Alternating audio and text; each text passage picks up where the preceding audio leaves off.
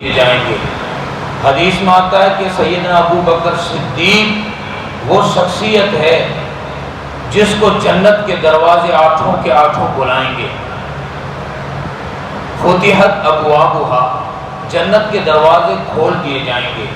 حافظ ابن حجر عسقلانی رحمۃ اللہ علیہ فتح الباری صحیح بخاری کی شرح میں فرماتے ہیں کہ جنت کے 8 دروازے ہیں اور حضرت نے ایک ہی جگہ پر 8 دروازوں کے نام لکھے ہیں۔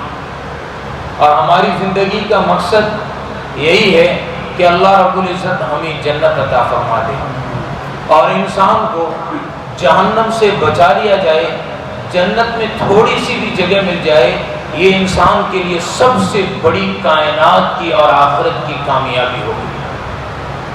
تو ابن حجر عسقلانی رحمۃ اللہ علیہ نے جنت کے دروازوں کے نام لکھے ہیں۔ وہ فرماتے ہیں جنت کے ایک دروازے کا نام ہے باب الصلاۃ، نمازیوں کے لیے، اور ایک کا نام ہے باب الصدقات، زکوٰۃ ادا کرنے والے، اللہ کے راستے میں خرچ کرنے والے، ان لوگوں کے لیے جنت کا ایک دروازہ۔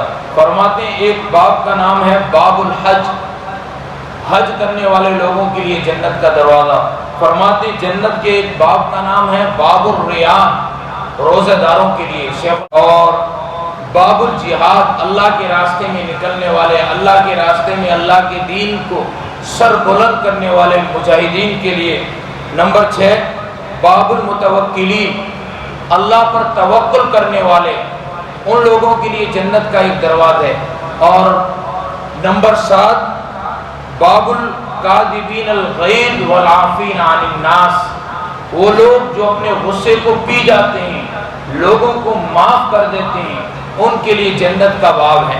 اور باب نمبر 8 باب الذکر، یا بعض علماء نے باب العلم لکھا ہے کہ ذکر کرنے والوں کے لیے، علم دین حاصل کرنے اور لوگوں کو علم دین سکھانے والوں کے لیے، تو یہ جنت کے 8 دروازے ہیں۔ ہماری زندگی کا مقصد یا دنیا میں آنے کا لب لباب یہی ہے کہ ہم جنت والے اعمال کریں اور جنت میں چلے جائیں۔